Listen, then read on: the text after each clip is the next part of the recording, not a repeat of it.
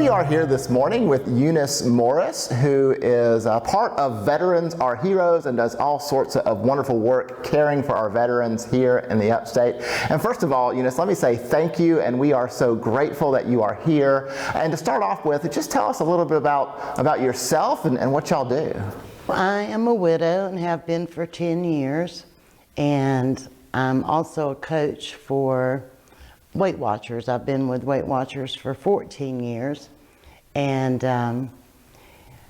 2 years after my mom died, my husband and my father had already passed away. I learned about Veterans Are Heroes. It was started by a lady named Amy Clary over in Greenville, whose daughter worked for the VA, and actually in that program called HUD-VASH, which is a partnership between the VA and the Department of Housing.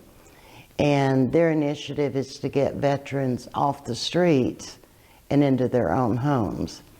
And so Amy's daughter, who was a veteran, was the director of that program. And she came to her mom and said, you know, we're getting these veterans into apartments, but they don't have anything. And Amy's my age, so a lot of us in our 60s started downsizing, moving to smaller homes. And so Amy just had a network of friends and family that was always on the lookout for items that could be passed on. So I came into it early on, and I was much more organized than Amy. And we were working out of her mother's garage, and I said, we need storage facilities. So we started out with 2. We now have 7 in Greer. We've got a couple here in Boiling Springs. And we serve vets in the Spartanburg and Greenville counties. And how often are y'all finding homes for veterans? Is this a regular thing, or does it just happen a couple times a year? How's it work? So we're not the ones finding the homes. The VA is finding the homes. Okay. And then what we bring in is what we call all the household essentials that they need to start their life. From a toilet bowl brush to the ice trays that go in the refrigerator and everything in between. So a bed, the linens, the washcloths, the shower curtain, the rug for the bathroom, a rug for the front door, dishes, pots and pans, microwave, toaster oven, lamps, a side table, a kitchen table, chairs. And most of the veterans are single. So far this year, we've served 50 veterans, and there are 20 in the pipeline that they anticipate will get housing by the end of the year. So it's our busiest year ever. And St. James has been helpful to us in the past. One of your members knew about our group, and 5 years ago we were gifted a lot of furniture that went directly to veterans. And y'all just had your fall festival, and somebody from the church donated a sofa, paid for it, and gave it to us. And then you allowed us to come into the gym on Monday after the sale, and we got blankets, pots and pans, things that are already in our storage ready to go to the next veteran. So through partnerships with churches and individuals, we're not currently a 501c, but we're in the process. So we just have to depend on the goodness of others. And in the 5+ years that I've been involved with this, God has opened so many doors for us. He's definitely leading, guiding, and directing what we do. Because I'll get a phone call and somebody will offer me something. I'm saying, well, that's not really what we need. I don't really have a use for that. And 24 hours later, I get a call from a vet who needs diapers. That was a recent example. And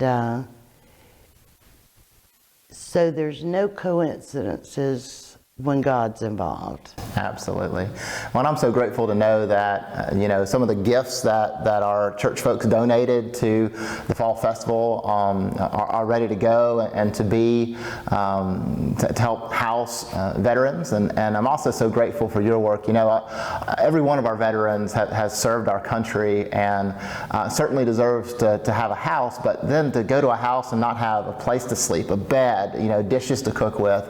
I'm so grateful that you and your organization are standing in that gap to help veterans get what they need to thrive. I also know you mentioned that God is throughout all of this, and boy, I certainly believe that is true. And we're reading the Bible, the call to care for those who are in need. And I wonder, could you speak a little more about your faith and what has drawn you to work with veterans?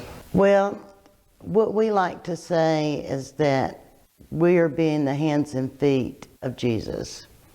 And we have a Facebook page that's a closed group, and people have to ask to join our Facebook group. And I say that people need to do one of three things. They can do all three, and we appreciate that. But they either need to be in a position to pray for what we're doing. They need to be able to give us either monetary donations or in-kind donations, or they need to be feet on the ground, which is delivery people, that would put together kits, that would be in storage, straightening it up, that would help pull the items for delivery, and then go with us on the delivery. So I don't want people on our Facebook page just to say, oh, we've got 3,000 people on Facebook. Yeah. They need to be supporting us in one or more of those three ways. So my church and other churches in the area, Love Springs Baptist Church over in Cowpens, they collect items for us monthly. They put it in the newsletter. They've got a collection bin, and it's everything from $10 Aldi gift cards, which we use when we make a delivery to take them fresh food. Milk, bread, eggs, butter, a couple bananas, and a pack of bologna. But we provide each veteran, and we were able to do that with a partnership with one of our member churches over in Greer. They provide us a space in their church for our food bank, for all the stable goods. So we take probably $100 worth of canned tuna, chicken, rice, beans, cereal, canned vegetables, snacks to every veteran, and then we just take in that little bit of fresh food using the $10 Aldi gift card. So it's just been a year and a half that we've been able to have a secure location to keep our food. You can't leave food in a storage building because of the rodents. So, Right. Well, my last question was going to be, how can we as a church, how can we as people of faith help? And it sounds like, number one, you'll always take money, right? Good. If we have some goods that we may have around that want to donate, we can reach out to y'all and see if it's something you might be able to use. yes. Obviously, with our prayers, we'll certainly be in prayer for you. And then I also heard in there that if we got some muscle, right? If we got some muscle, we could certainly use some folks to help lift and move and put together. Is that all the ways, or is there any other way in which we can be a service to you? Our main focus right now is needing more people with feet on the ground. And I used to say, Andrew, that they need to be some good-looking men, but I've dropped that qualification. If they've got good knees and a good back, if they've got a truck, that's helpful. But SUVs, just about on every delivery, there's a truck or two and then an SUV.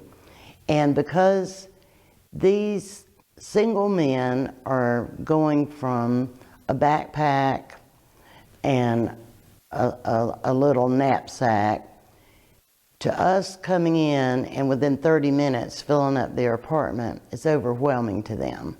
So we have women who are not really available to lift things. that will go in and unpack the dishes, get them washed and put in the cupboards, put their food away, hang the shower curtain, make their bed. We carry out all the empty boxes when we leave, so we're not just dumping it on them and dashing and going. We're really trying to make it a home for them. Absolutely. When we walk out. Well, I'm really grateful to know you don't have to be really good looking to help. That's helpful. So you qualify. I qualify, thank you. Ouch, ooh, she cut me deep just now. No, but if y'all would like to help in any way whatsoever, come find us after the service. We'll be happy to sign you up, whether that's monetary donations or bringing some muscle. I know we got some young folks in the church here who do have trucks and do have some muscle, and so I hope we can certainly help you out in those ways. But if you're interested, please let us know right after the service. And they could go on a text list. If I've got a delivery coming up, I could text out the details. The maximum time is 3 to 4 hours for that delivery part. So I could give them the particulars. If they were going to be available, then they could just text me back. If not, they could ignore it. Absolutely. Well, Eunice, thank you so much for serving those who serve, and it's such a wonderful blessing to finally meet you and get to talk with you. I know Mary Lou has shared so much about your ministry and what you do, and know also that we are so grateful for all of our veterans, those who have fought for our freedoms, and I am so grateful to know that there is an organization like this who is caring for veterans in such a meaningful and powerful way. So thank you so much for giving of your time and for giving of yourself for those who served our country. Thank you for getting the word out. Absolutely. Blessings upon your ministry, all right? Thanks. Yes. All right. Thank you.